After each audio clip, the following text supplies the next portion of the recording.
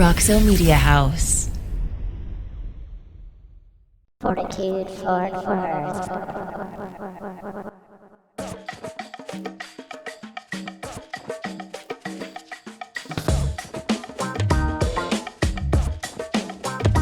All right, welcome back to Fortitude, everybody. We got a doozy for you today. I'm JW. That's Brenton. Thank you, Kat. Welcome to the CapTech studio. We are FORTitude FW, FW.com. I really butchered that. FORTitude FW.com. I'm going to have to go to the editing floor for that mistake. Thanks for joining us, folks. Brenton, we got us a badass in the house, Mr. Danny Coulson. Welcome, Danny, to the show. Thank you. That's awesome. Danny is the former Deputy Assistant Director of the FBI. Currently, he owns a security consulting company called Coulson and Associates, but that's just putting his career mildly, I would say. This man is 80 years old, he just told us, which is remarkable. You look fantastic, by the way. Thank you. Whatever you're doing, keep doing it. I didn't look fantastic when I was 30, so I know I don't look fantastic. So. Well, I'm impressed. So appreciate you being here. We really appreciate it. Yeah, thank you. Our friends at CapTech's Bank make all this possible, so they're going to be very happy that you stopped by the show. So my pleasure. Getting right to it, your dad was in the military early on. You didn't want to follow that path. You wanted to be a musician. You just told us you wanted to play the trumpet. I did. And that didn't pan out. No. I guess in a good way. You ended up where you are. Well, it didn't pan out because I wasn't very good. I was terrible and had no talent. And so, when fate, God steps in and sends you where he wants you. And that's how it works. Fate led you to TCU, the local school here in town, and then to SMU where you got your law degree. I did. You knew you wanted to be in the law at some level. Then it got serious. Then were you recruited by the FBI or you just joined? No, I was between semesters my senior year in law school at SMU, and I went to an antique gun store called Jackson Arms, which is still there, I think. And there's an FBI agent in there, and he said, "What are you going to do with yourself?" I said, "I'm going to go to the Navy." He said, "No, you're not." And so they started recruiting me. I never thought they'd take me. Good Lord, I had uncles who were in prison, and I was not a great candidate. So anyway, they took me, and I went to the academy and graduated. And did they hang out at gun stores looking for candidates? Like, how does that happen? No, that's interesting. That's a good question. Nobody's ever asked me that. It was a stolen antique gun case that he was working. It was stolen out in West Texas. I remember that. But anyway, stolen the whole collection, and he was getting value, so he could decide how to prosecute these guys. So it was just a happenstance, huh? Yeah. Yeah. I was sick as a dog. I'd been up for like 5 days studying for my finals, so I didn't study during the year. I waited till the end, as we all do. And we had a nice conversation. His name was Charlie Brown. I'll never forget that. Wow. And the conversation started, and then there it goes. Then you guys kind of kept in touch. Well, he kept, bringing me in for interviews and taking tests. And the process to become an agent is pretty arduous. It's difficult. He ever tell you what he liked about you? Like what stuck out that in that? Maybe felt sorry for him. I guess I was wandering around looking lost or something. But it was your knowledge in law that obviously was enticing to the FBI, yes? I think so, because they recruited 6 guys out of my class. Okay. And we all were all lawyers, all SMU grads, and a couple, I think, UT guys. And we went to the academy and were fortunate enough to not get killed there and survived the course and went on. Your first assignment, you was sent to New Haven, Connecticut. Yes. You went undercover almost immediately, correct? I did, yes. Can you speak to that for a second? Yeah, I can. I was pretty young. But I would look like I was like 12. And they put me undercover with a patriarch, a crime family. And I worked undercover for about 9 months, I guess. Resulting in some... Put a lot of people in jail. Okay, good. And they tried to protect me. It's interesting.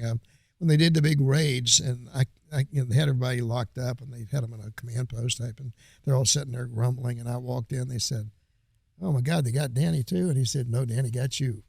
So I was the guy that put them all away. And actually, they were likable guys, but we've got some friends who are cops, and we just talked about one, or Tegan, and there does seem to appear this game that exists. I mean, it's a very high stakes game, no doubt. But was it the same way there that there was this cat and mouse? It was a game, I think so. First of all, it's a little bit lonely because when I did it, if you got compromised, they disavowed you. I mean, they didn't even claim you were an agent. You were just doing something. Yeah. So it was a little bit dicey that way. But I got in good with them. I used to drive them around the state of Connecticut, and we did our thing, and we were friends. And I remember one night we were in a bowling alley, and there were probably 20 agents in there bowling, drinking beer, which they weren't supposed to do, but, that was a different time. Yeah. And the guy was with us, I'm glad we met up here. I can smell cops. Well, you're not doing too good right now. But, that was kind of, it was kind of fun. It was kind of funny. From there, you move on to New York City. Oh, yeah. Then it gets, then you're obviously you're on your trajectory, and it kicks up a notch, but you work on police assassinations, fugitives, bank robbery investigations. How long were you doing these things for? I was there in New York about 7.5 years. I'd done some other stuff before that, but there were a couple of cops murdered in New York City. Piagentini and Jones were killed in the Colonial House housing project, assassinated by two individuals. And I was a fugitive guy. I hunted people. And so they put together a team under the direction of the President of the United States, had it done. And they picked me because I chased people. Yeah. How are you chasing these individuals? Oh, my God. First of all, they were chasing us, too, because they were trying to kill us while we're trying to catch them. So that was really dicey. And just talk to people. I get asked that a lot. How do you catch people? Somebody tells you where they are. Yeah. Mm-hmm. You talk to enough people, you throw enough things out there, you jam somebody up on a crime they've committed. And actually, the last guy we caught was a man named Twyman Myers. He was the most wanted man in America, probably in the world. And his wife gave him to me. So what was his crime? Murder, kidnapping, bank robbery. All the good stuff? Oh, yeah. Yeah, he killed several cops. How many times do you have to do it by jamming them up? Like, what would you say out of 100, busts, jamming them up and getting the answer of where they are or what they're doing or how I can get them that way versus killing them with kindness and people just opening their mouth like the wife doing that? I've never been asked that question. It's a good question. I would say the majority is jamming them up. Yeah, by force, just jamming them up. Yeah, because the Bureau is not strong arm. We don't beat confessions out of people, whatever, that kind of stuff. But she didn't want to go to jail for 40 years, and I had her on a lot of charges. And she basically told me where he was, and so we went up and had a big shootout. And Boy. He didn't survive. I did. My guys all won, and he's a tough guy. I will tell you, the toughest human being I've ever encountered. Wow. He fought me to his last breath, and it was not easy. I was pretty strong dude and pretty shape. And when it got down to it, he was trying to get a hand grenade out of his pocket. Holy cow! And I had him down on the ground, and I had my hand on his throat. I'm holding him down, and he finally bled out. But he fought. He didn't roll over and suck his thumb and act like a sissy. He fought me. Any idea that was going to give that kind of fight to him from when you were chasing him? Like, you could have identified it from first far of all, he was a before? very husky guy. He was a very strong guy. And cops had tried to arrest him several times. He got away every time. Okay. And at that time, they all carried an ancient weapon called a Browning high power, which was given out. It was released in 1935. Wow. And he just shoot his way out of it. He almost got us.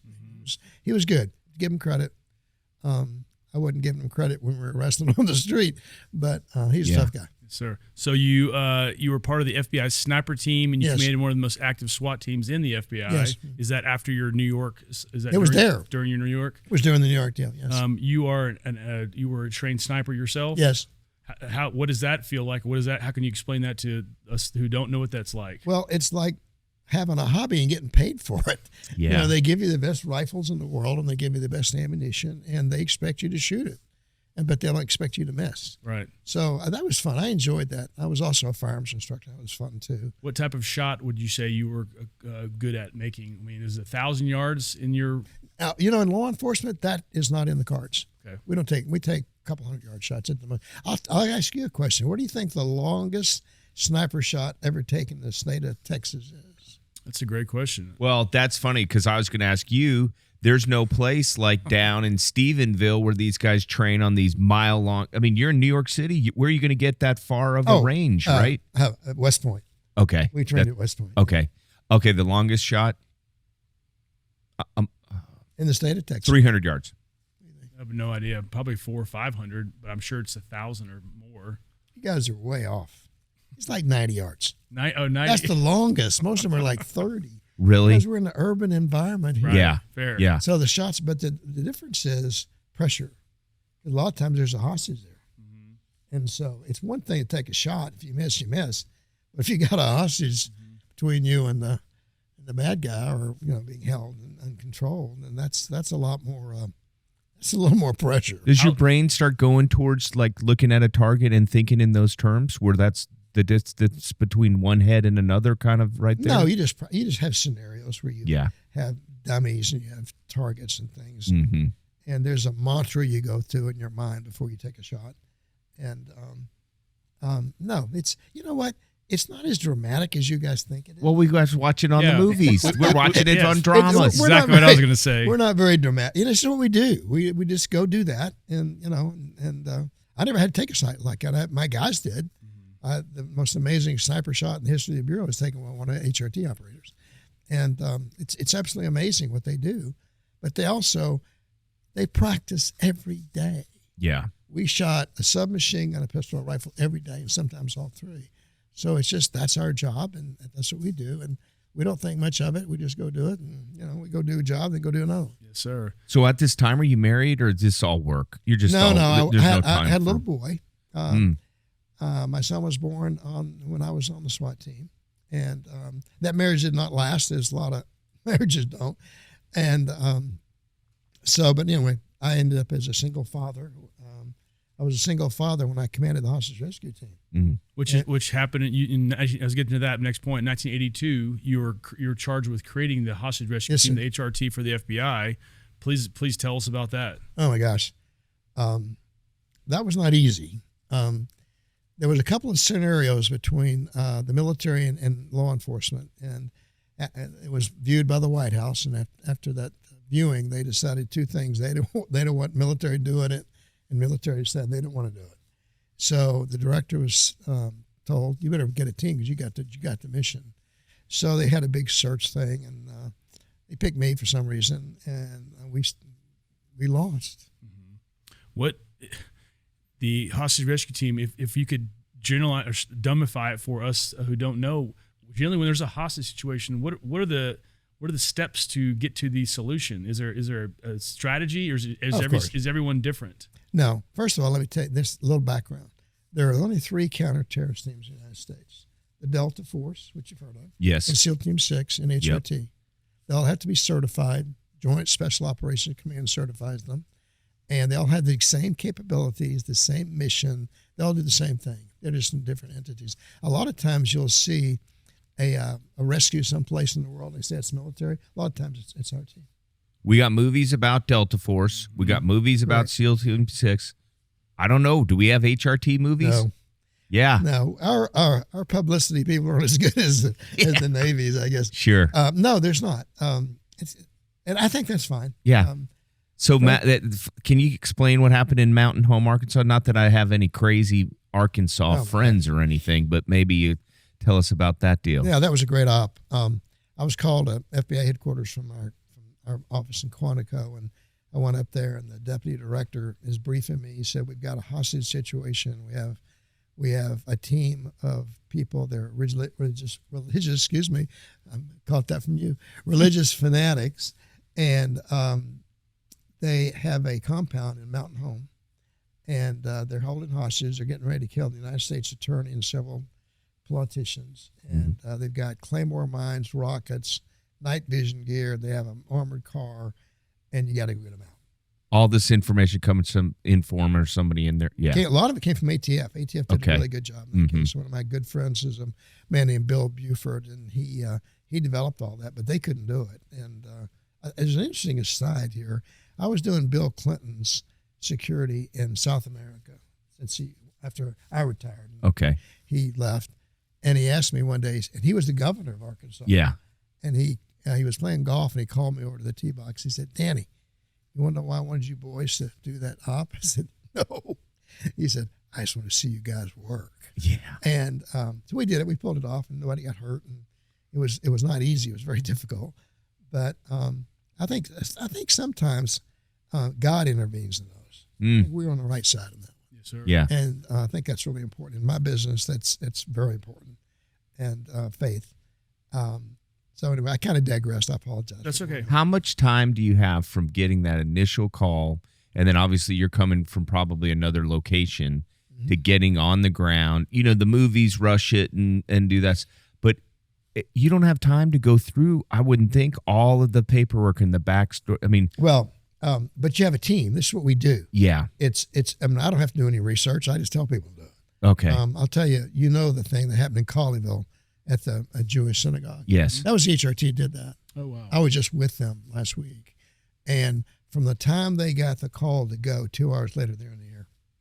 And they got here in time to pull it off. So that's what they practice. Deployment. They practice. They have intel people.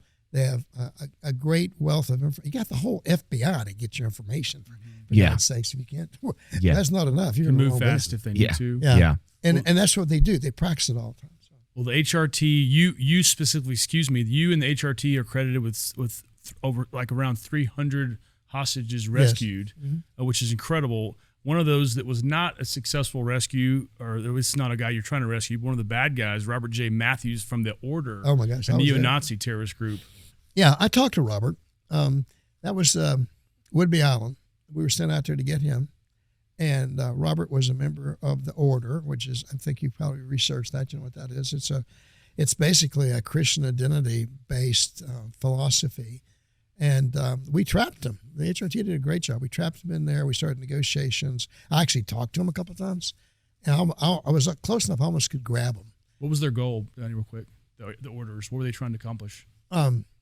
Well, they were horrible racists.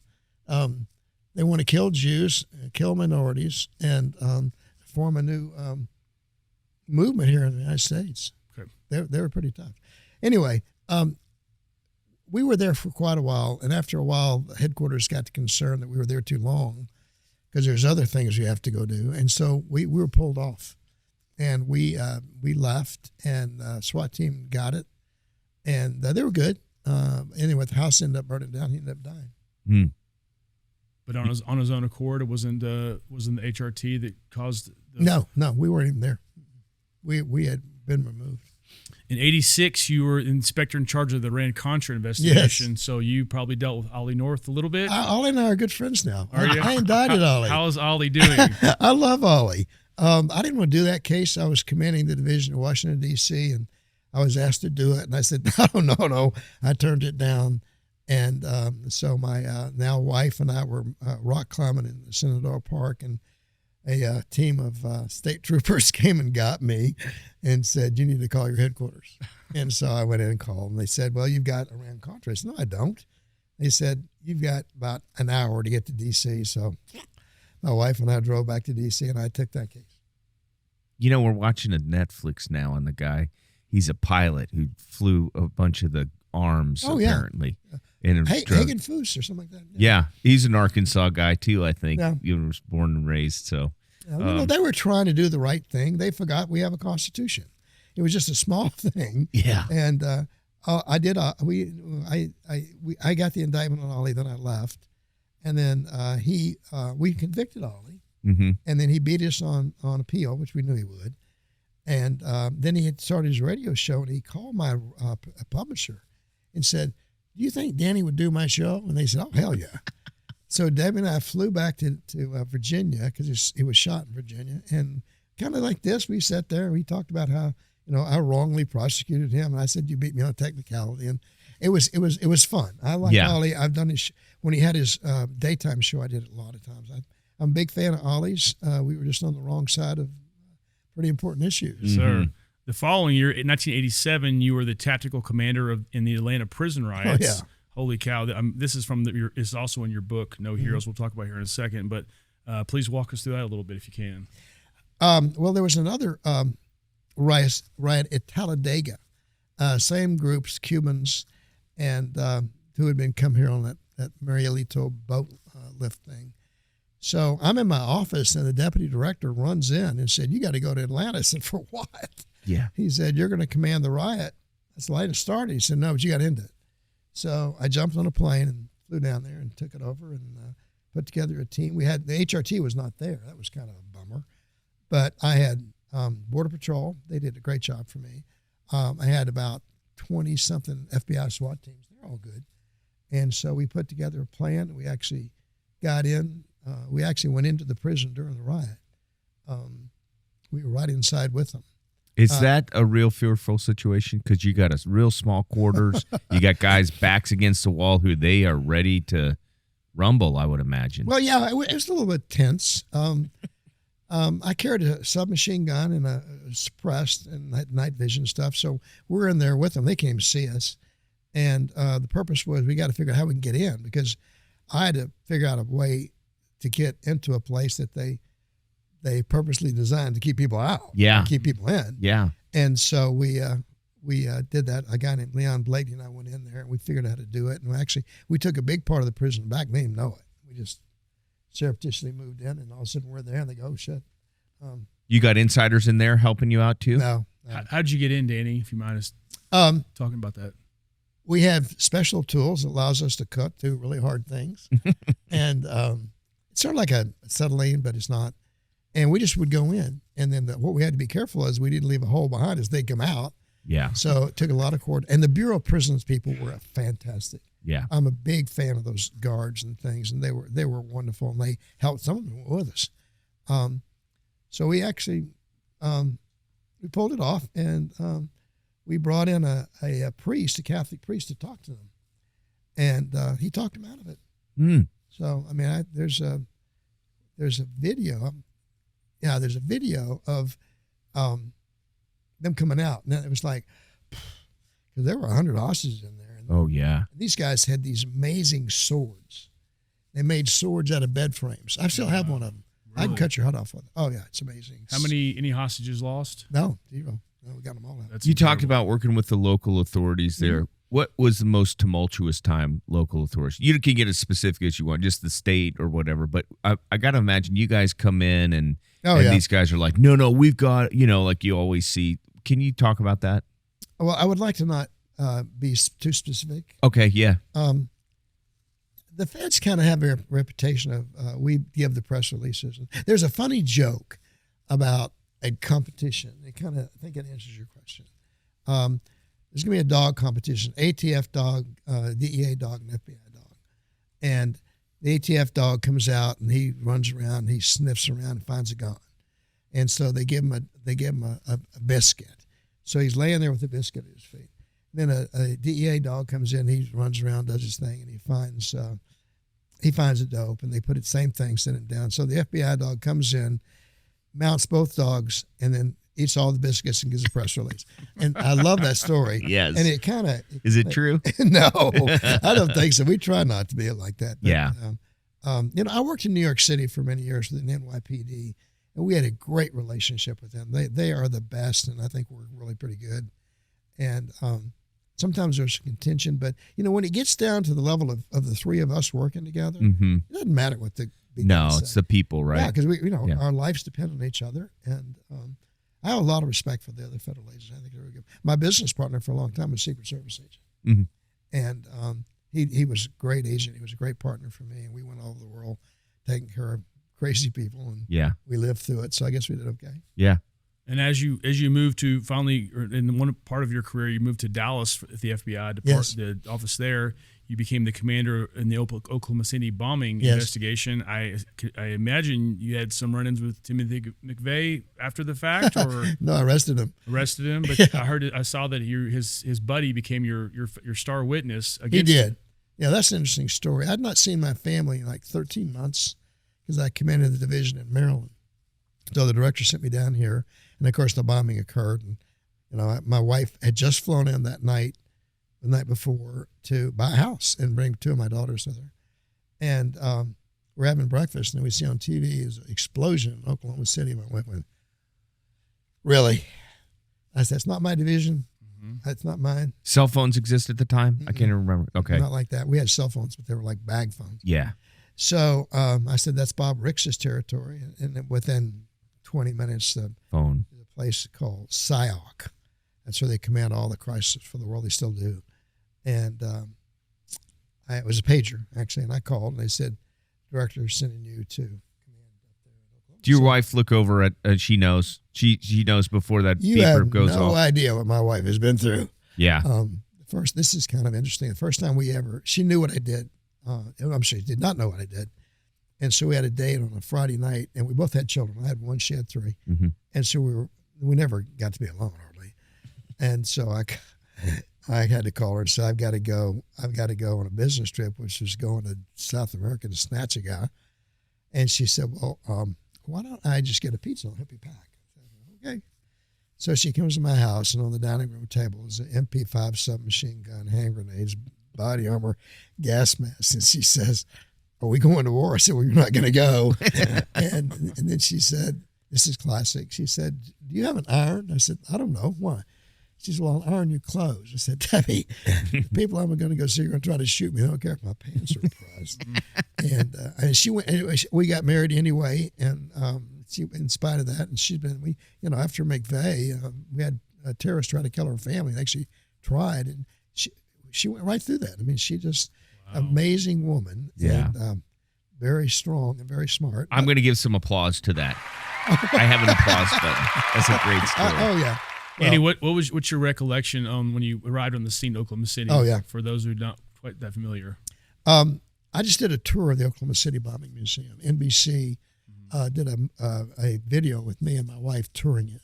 It won an Emmy, as a matter of fact. Mm-hmm. So after this, I'm going to get your answer. So the curator for the museum came to me and said, can we talk to you after you do the course? So he said, when you walked into that place and you saw that last site, were you overwhelmed? I said, no. That's what we do. They don't pay us to be overwhelmed. Mm-hmm. They pay us to get it done. Yeah. I went into the command post, met with Bob Ricks, who was on-scene commander, and we divided up the pie. I took the bomb blast, and he took the rest of it. And I'll tell you what, there's a lot of energy there. Mm-hmm. The energy of the people who were suffering, the energy of the cops, the energy of the FBI agents, and the press is all over the place. So I got my raincoat and I walked over to the blast site, to the building from our command post, which is 2 blocks away, I think. And it was like 1,000 bumblebees. It was like, and I thought, we got a lot to do here. And that was my thought. That was my thought process. And so I called for my deputy here in Dallas to come join me because I knew I was going to be busy. And we started. And, the agents solved the case. Commanders don't very much do a lot. They keep people out of your hair. I was walking through the command post that next night, and an agent who I did not know walked up and said, "Boss, why are you so calm?" I said, "Because I don't have to do anything. You're going to solve this case. I'm not going to solve it." And they did. The agents did an amazing job. And I had McVeigh in a helicopter 2 days later, and he went to meet his fate. How was he with you, if you mind us asking? Very deferential to me. Very deferential. Answering questions or standing? No, he wasn't that deferential. Right. He'd been arrested by a state trooper named Charles Hanger for not having a license plate. Right. And he was in jail in Perry. So we flew up in an HRT helicopter, and we dropped off agents and ATF at the site of the car. And then they put me in a police car, and they took me right to Perry. And when we get there, an elderly guy, he's playing my age now, he came up and he said, "Are you boys from the FBI?" We said, "Yeah, we are." He said, "If you have any problem with the evidence, put that boy out the gate. We'll take care of him." I said, "We got this. We're okay." So then we approached McVeigh, and he said, the agent said, "Do you know why we're here?" He said, "It's about Oklahoma City." He said, "Yeah." "You want to talk?" No, he didn't. So, cut to the chase. We put him in, because I didn't have a car. I came in a helicopter. Yeah. So we used the sheriff's wife's minivan to put the most wanted man in America in the backseat of a minivan. We set him in there. We took him out to the helicopter pad, and then he starts to get out, and I grabbed him. I said, "Tim, behave, because if you don't, I'm going to hurt you." He said, "Yes, sir, I got it." And then we took off, and one of the agents with him is a bomb technician. He will disarm a nuclear bomb. Mm-hmm. He's got more courage than me, certainly, not that much, but he was very nervous. So I asked my deputy, "Why is he so nervous?" He said, "Well, he's afraid of helicopter rides." I said, "He'll disarm a nuclear bomb and we don't get in a helicopter." So the pilot comes to me, he was one of my 10 pilots, and he said, "Boss, we can go, but there's no doors." Okay, we'll go. And so the agent was Dave Williams. He was terrified. And so I went over and I put my arm around his shoulder. I said, don't worry, about half of helicopter rides in without a crash. He said, well, that helps. So we take off with McVeigh, and we're the way you avoid being interdicted in a helicopter is fly very low, not to go high, but very low because you can't track you. So we're the pilot again. He took me a lot of missions on the team. He's climbing like crazy. I said, no, put this thing on the ground. I don't think we got 7 feet above the ground all the way. Yeah. So this poor agent's, having a heart attack. He's looking at me and giving me the bird, and he's really mad at me. But we got him there, and the rest is history. They convicted him. Was that the heaviest thing you'd rolled up on to that time, in that point in time? Magnitude-wise, just humanity kind of deal? Well, I think it probably was, I guess. It wasn't the hardest thing I've done. He was an idiot. He was not that hard to catch. I think the Black Liberation Army guys were a lot tougher and more difficult to find. Atlanta prison riot was pretty difficult. Iran-Contra was difficult because I'm living with lawyers and working with lawyers. Yeah. Fighting with them. So it's hard to say. Yeah. Do you know why Timothy did that terrible thing? Did that ever come out? I know exactly why he did it.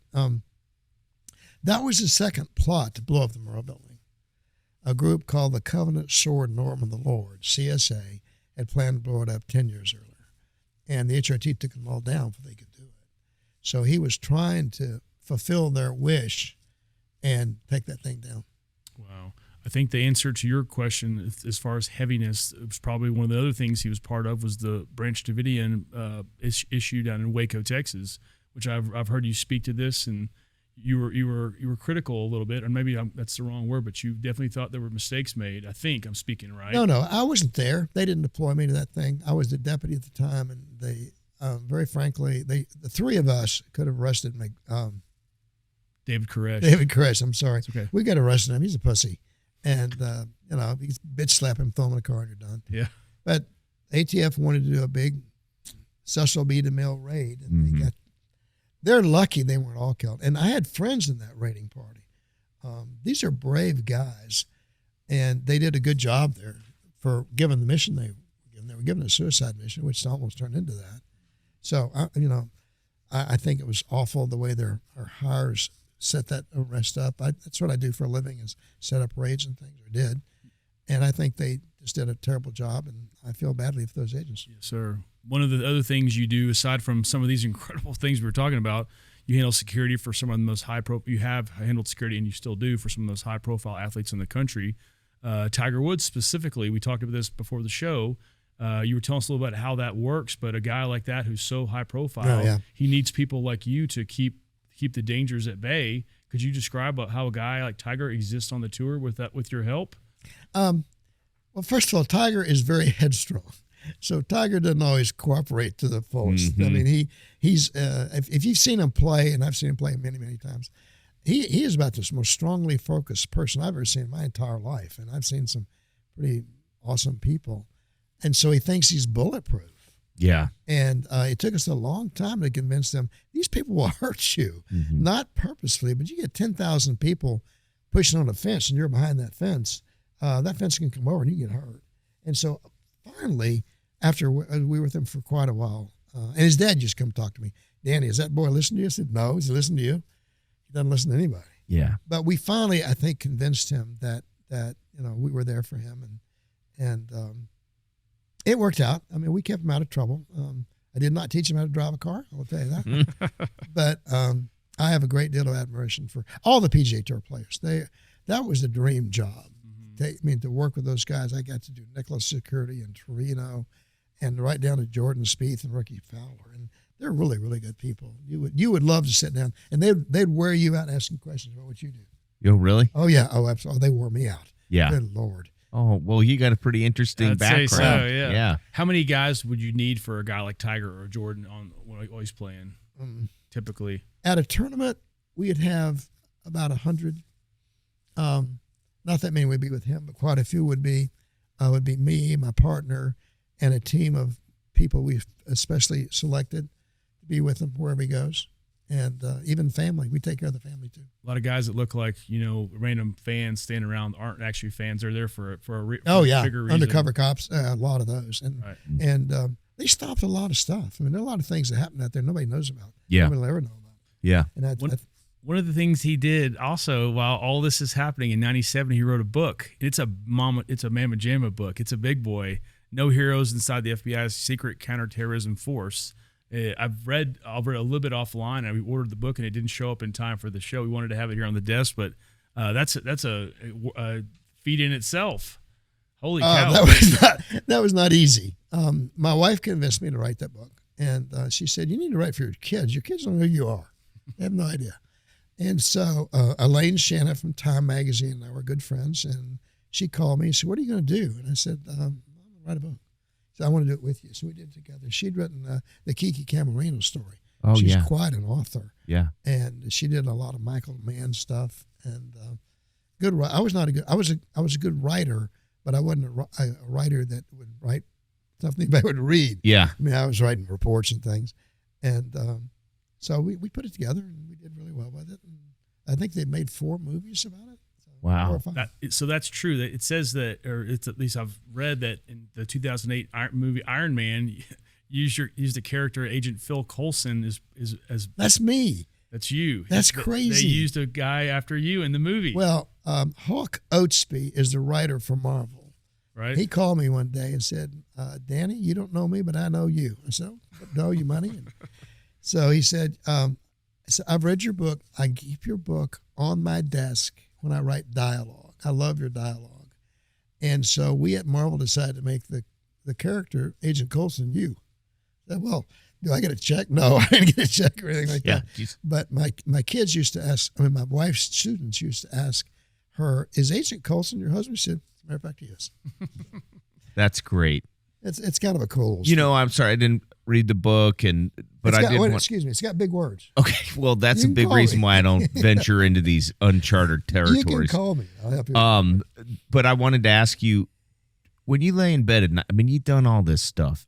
I mean, what comes to mind? You're trying to get the peace with this world and all of this, and is there something that pops up, or you're good? No.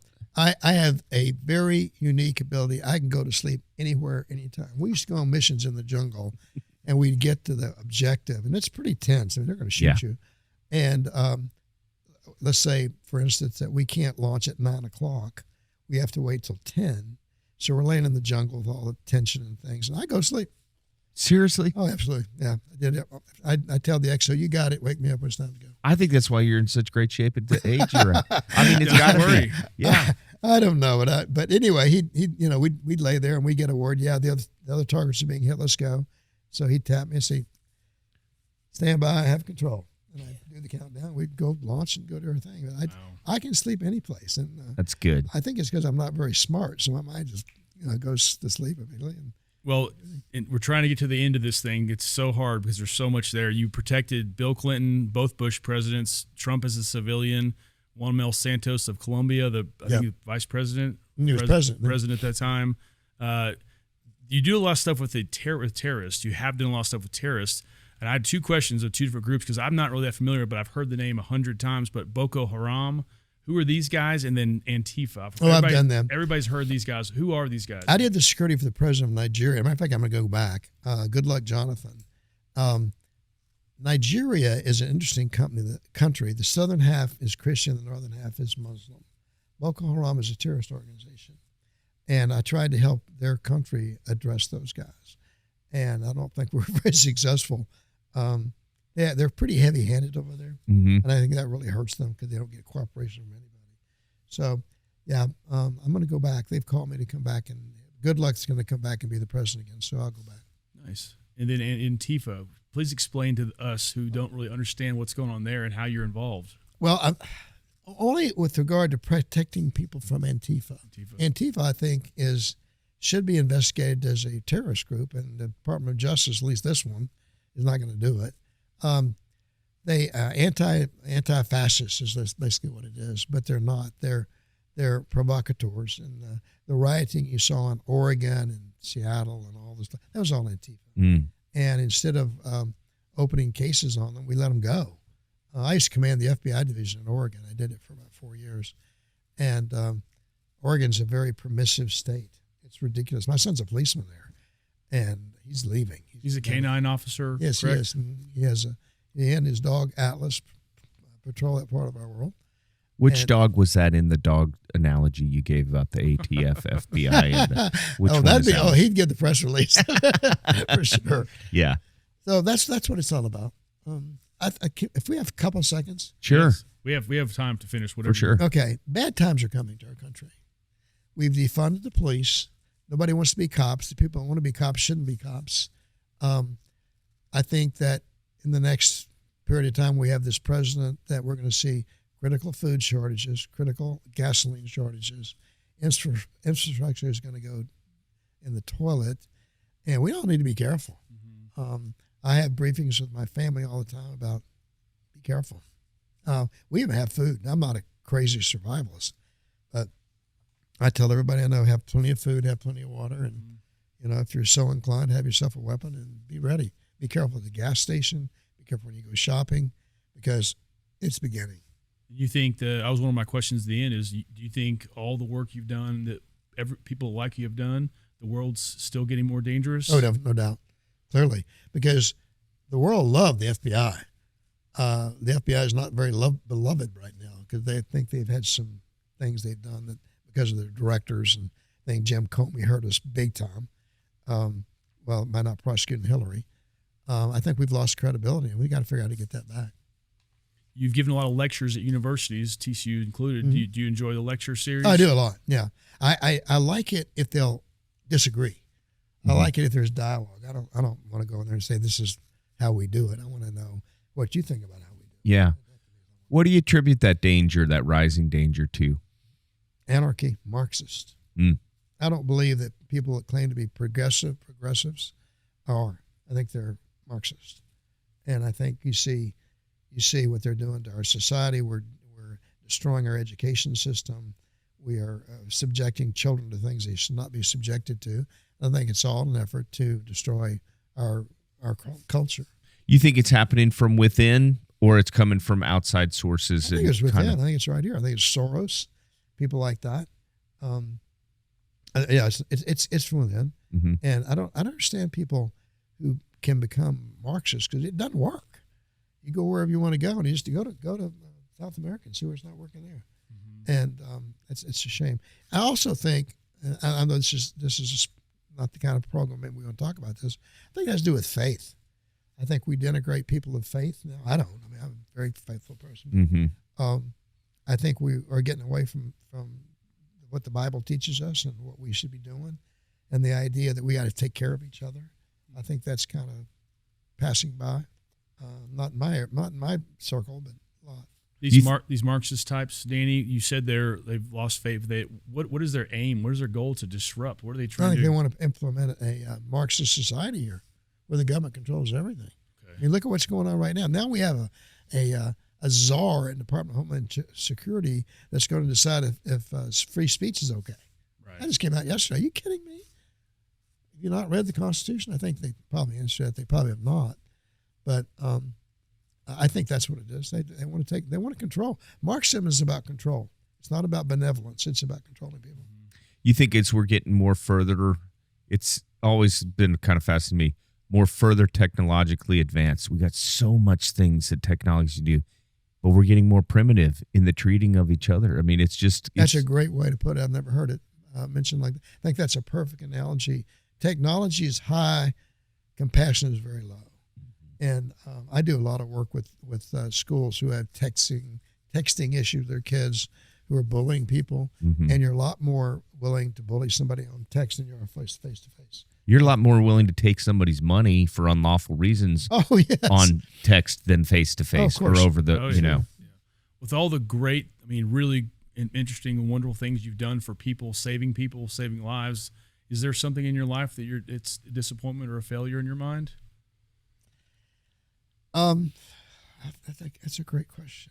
I don't know. I think I gave it my all. We were going to do a TV series once with Mark Wahlberg, as a matter of fact, and he asked me, "How do you want to be remembered?" Said somebody that never gave up. Just didn't quit. And I got a great family. I've been many blessings. I've got great kids, got great grandchildren, and I have a lot of good friends. I'm very blessed. First of all, in my life, I didn't expect to live this long. Number one.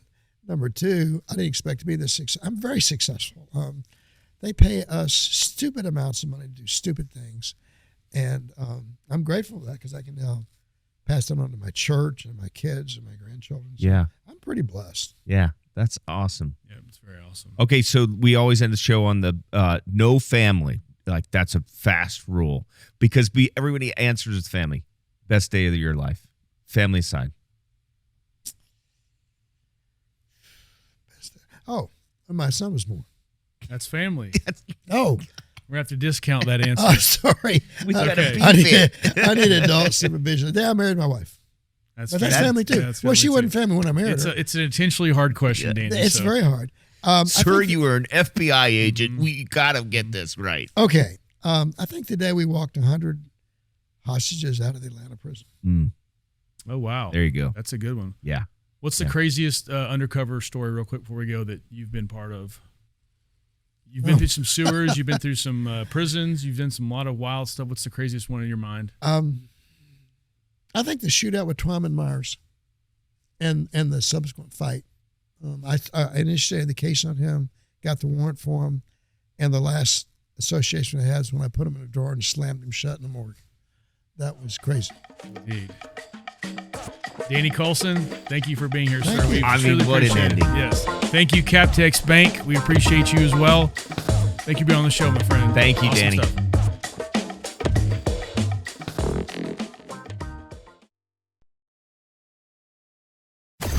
Roxo Media House.